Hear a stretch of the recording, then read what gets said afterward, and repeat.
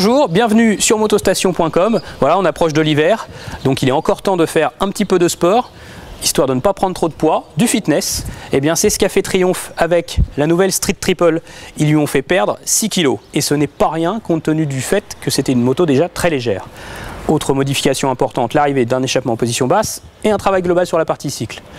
Voilà, alors on va faire quelques 230 km à son guidon et je vous en reparle juste après.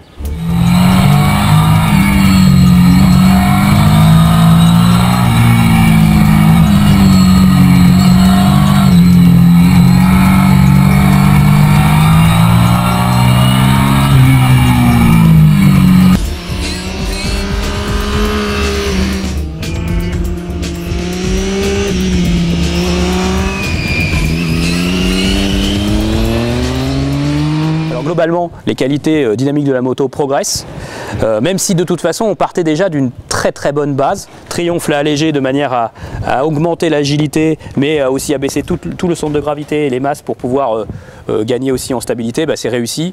À haute vitesse, elle est assez stable.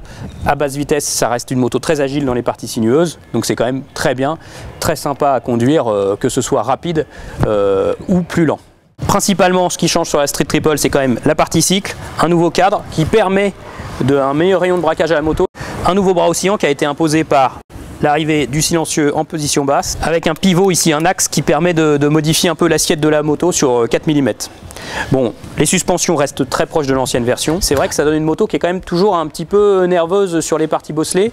Bon, il y a de l'amélioration à ce niveau sur cette nouvelle Street Triple, mais c'est toujours une moto qui demande quand même de la concentration.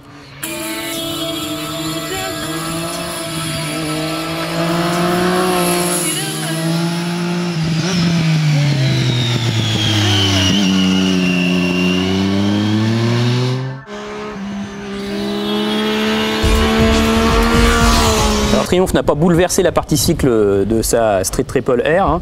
Ici on constate que c'est à peu près la même fourche, donc une fourche inversée entièrement réglable, pareil pour l'amortisseur, entièrement réglable. On retrouve à peu près le même comportement très précis des suspensions, une très belle lecture de la route, même si c'est vrai que c'est quand même globalement assez ferme. Donc les suspensions travaillent, mais on sent bien les petits chocs, bien les petites bosses quand même.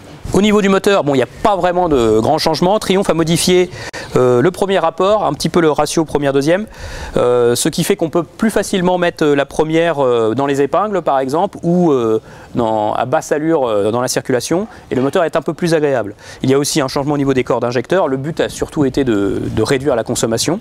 Bon, au final, ce moteur, il est toujours, on peut dire, assez extraordinaire d'agrément pour une moyenne cylindrée. On a de la reprise, de la souplesse, du couple, une bonne accélération. Alors en 2013 aussi, ce qui compte bien sûr, c'est le prix des motos. Et là c'est plutôt une bonne nouvelle, puisque les Street Triple R ou standard n'augmentent pas de prix. Notamment la Street Triple R sera vendue 8 990 € avec l'ABS, donc elle n'augmente pas de prix par rapport à la version précédente et elle gagne l'ABS.